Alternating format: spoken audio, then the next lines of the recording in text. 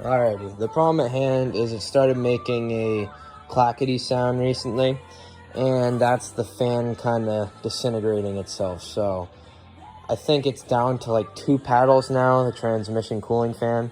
So I got to pull off the 2 tires, and there's a couple keys you got to be careful about to make sure they don't fall off. But I'll show you how to take off 1 tire, and then the other side you will be able to know yourself because you watched me take off 1.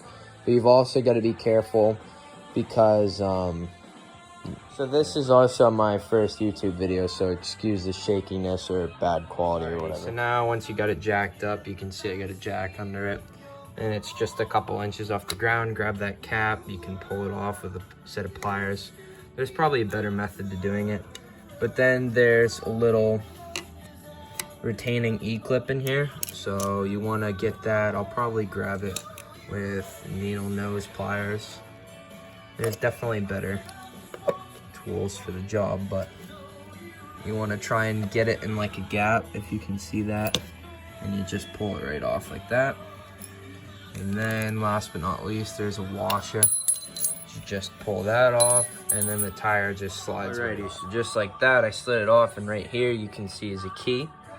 So this key just makes it so that way that this shaft doesn't free spin. Alrighty, and there's the transmission. So now you see it, and in there, right there is my fan. You see how bad it looks? Alrighty, so now that both tires are off, you want to depress that brake pedal. So it's depressed right now, you can see it's in the lock position. So now what you want to do is this bar, it's like a reinforcement bar. So this bar is attached to those 3.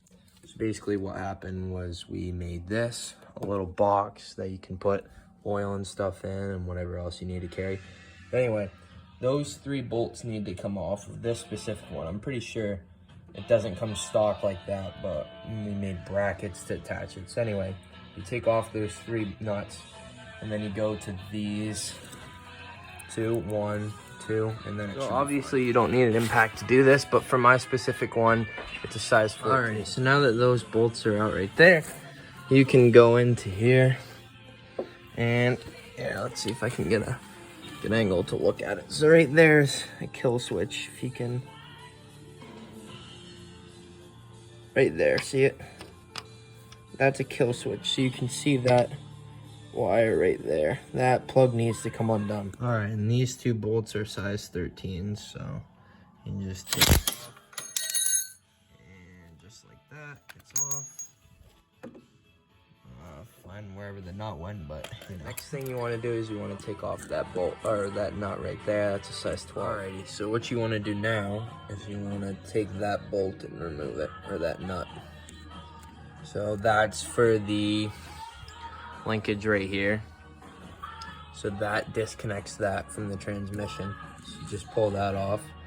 That's not gonna be fun to take off, but we'll get it. All right, so I ended up pulling off a bunch of bolts to get this whole piece off. So this just kind of usually sits on there like that.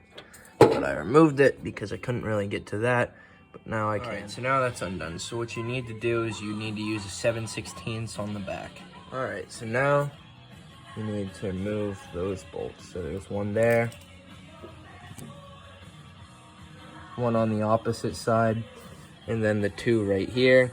And then there is the brake linkage that you have to disconnect on the other side. Alrighty, and just like that, the new blade is on.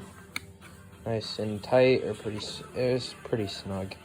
They're not perfect. You'd have to buy a new shaft to get rid of that, but it's not as bad as this one.